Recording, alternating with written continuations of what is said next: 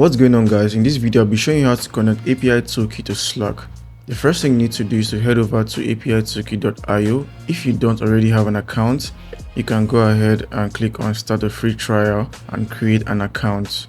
In my case, I already have an account, so I'm just going to log in. Over here I have all my projects, and the next thing I'm going to do is to select a particular project. Once you are logged into the dashboard, head over to the settings tab. Under the settings tab, you're going to click on integrations. Over here, we have three different options. We have the emails, we have Slack and Discord. In this video, I'm going to go with the Slack option. Enable Slack, then click to add to Slack.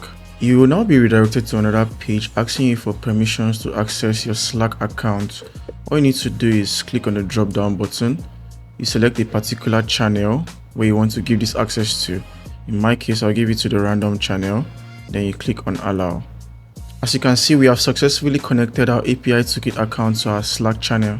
As you can also see on Slack, APItoolkit bot has been linked to our project podcast test. If you have any questions, let me know in the comment section. I'll see you in the next one.